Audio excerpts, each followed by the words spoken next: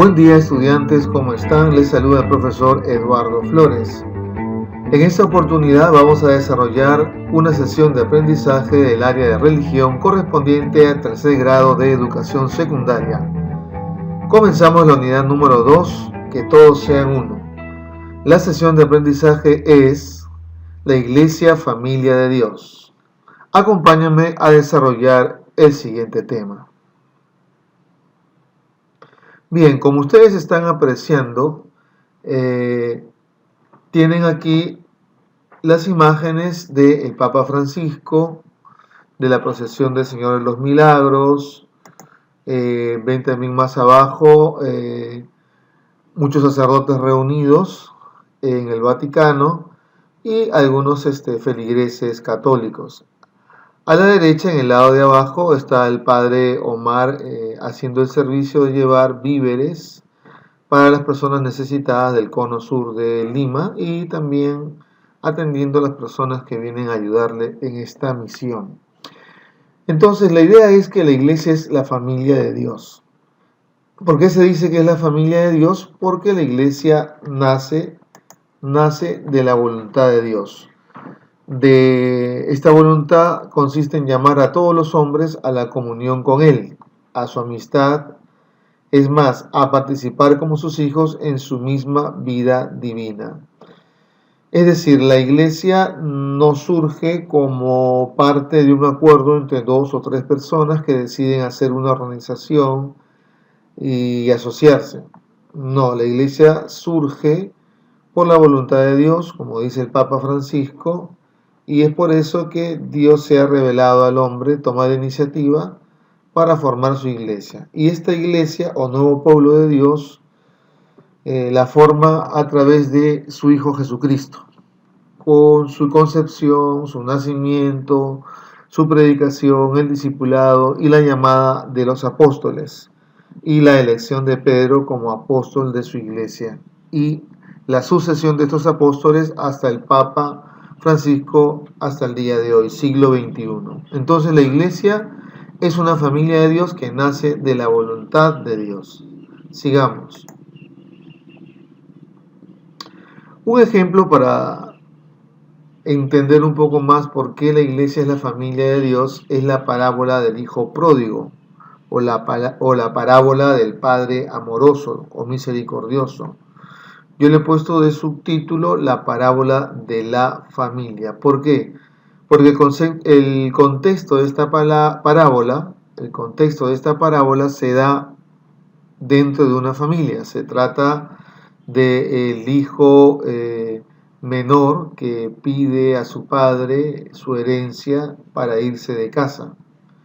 A pesar de que el padre en principio no quería, el hijo insiste y decide salir de casa, entonces el padre le entrega su herencia. Y el padre misericordioso se queda en casa con su hijo mayor. El hijo menor sale y vive en el mundo, prueba todos los placeres del mundo y al final se queda sin dinero, se gasta el dinero y su estado de vida empeora, no es el mismo que tenía en casa. Después de un largo tiempo, decide regresar y avisa a su padre que quiere regresar y su padre lo acoge. De eso trata la parábola del hijo pródigo o del padre misericordioso. Eso está en Lucas capítulo 15, versículo del 11 hasta el 32. Entonces, esta parábola describe lo que es la iglesia. Una familia donde hay personas obedientes, personas desobedientes, una familia donde hay un padre amoroso, hay hermanos, hay hermanas. Eso es la iglesia. Y hay una madre también que es María. Lo explicaré eso en otro video. Continuemos. Entonces, la iglesia surge a raíz de la voluntad de Dios, pero también la iglesia es una convocatoria, porque para ser miembros de la iglesia hace falta ser llamado, es decir, nosotros somos hijos de Dios, pero en modo adoptivo, somos hijos adoptivos de Dios. No somos hijos igual que Jesús es hijo de Dios, no. En ese sentido no somos hijos porque no tenemos la misma naturaleza de Dios. Somos imagen y semejanza, sí, pero no tenemos exactamente la misma naturaleza, o sea, no tenemos el nivel de Dios. Más bien somos sus hijos adoptivos, y somos hijos por Jesucristo. Somos hermanos en Jesucristo. Somos hijos de Dios en Jesucristo.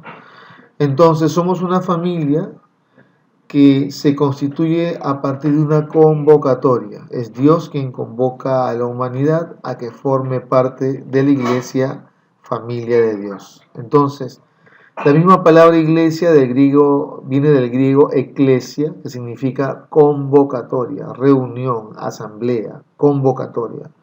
Dios nos convoca, nos invita a salir del individualismo, de la tendencia a encerrarse en sí mismo, y nos llama a ser parte de su familia. Una característica de la iglesia cristiana, que también la tienen algunas otras iglesias como la judía y la islámica, una característica primordial es buscar al prójimo, asociarse con otros, amar al prójimo, relacionarse con el prójimo. Entonces la iglesia es una convocatoria donde Dios es el primero que se relaciona con nosotros y luego nos invita a relacionarnos con Él y a relacionarnos con la humanidad, entre nosotros. Esta es una característica de las iglesias cristianas, de la iglesia católica, diferente de las iglesias de algunas religiones orientales, donde lo que se te pide es la concentración, la armonía en sí mismo, interior, el nirvana, el no relacionarse con los estímulos del mundo exterior, tampoco con las personas. El ideal es el nirvana, es aislarse. Es diferente de la iglesia. La iglesia católica, familia de Dios, se da a través de una convocatoria. Iglesia es reunión, relación, proximidad, diálogo. Esa es la iglesia, diálogo con Dios. Sigamos. Entonces, ¿de dónde nace la iglesia? ¿Desde dónde se da esa convocatoria? Primero, del llamado de Dios, del llamado de Jesús a la humanidad, y el momento culminante es el gesto supremo de amor en la cruz. La iglesia nace del gesto supremo de amor en la cruz. Como ven ustedes en esta imagen, del costado, ¿no?, del corazón de Jesús fluye la sangre, sangre y agua. Jesús, cuando es traspasado, fluye de él la sangre y agua. La iglesia interpreta que este hecho da nacimiento a la iglesia y a los sacramentos de la Eucaristía y del bautismo. Entonces, ¿de dónde nace la iglesia? Nace del gesto supremo de amor en la cruz, del costado traspasado de Jesús, del que fluye sangre y agua. Símbolos de los sacramentos de la Eucaristía y del bautismo. La iglesia es una familia en que se ama, Jesús ama y se es amado. Sigamos. ¿Cuándo se manifiesta la iglesia, de manera universal? ¿Cuándo se manifiesta la iglesia enviando a la misión a sus feligreses o discípulos, a los discípulos de Cristo? Esta iglesia se manifiesta luego de la muerte y resurrección de Jesús, se manifiesta inmediatamente nuevamente en la reunión de la asamblea en el día de Pentecostés. Se manifiesta cuando el don del Espíritu Santo llena el corazón de los apóstoles y los empuja a salir y a empezar el camino para anunciar el Evangelio. Es decir, la iglesia no se queda solamente en los discípulos que llamó Jesús o en los apóstoles que constituyó Jesús. La iglesia no se queda solamente en Pedro o en Pablo o en la Virgen María. La iglesia se extiende en la llamada y la invitación a toda la humanidad para que toda la humanidad sea parte de esta familia de Dios que es la iglesia. Entonces, en el día de Pentecostés se llenan los apóstoles del Espíritu Santo, de ese mismo Espíritu Santo que también tiene María, y se da ese diálogo y comienzan a hablar en diferentes lenguas, ¿no? Pero todos se entendían bajo un nuevo lenguaje universal, que es el lenguaje del amor y de la comunión de la familia de la iglesia. Entonces, la comunión del Espíritu Santo. Y este amor impulsa a la iglesia a llevar a Cristo a otras personas. La iglesia es la gran familia de los hijos de Dios.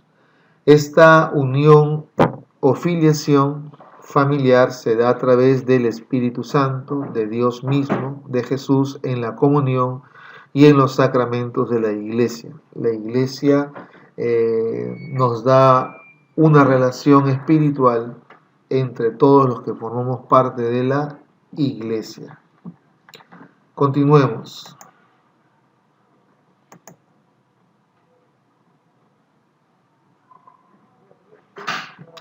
En la carta a los Colosenses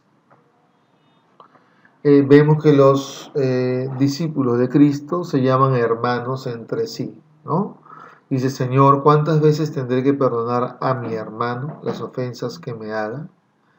En todas las culturas se habla de hermanos. Existen los hermanos de sangre o los hermanos de raza, es decir, aquellos que pertenecen a una etnia común o a una cultura común.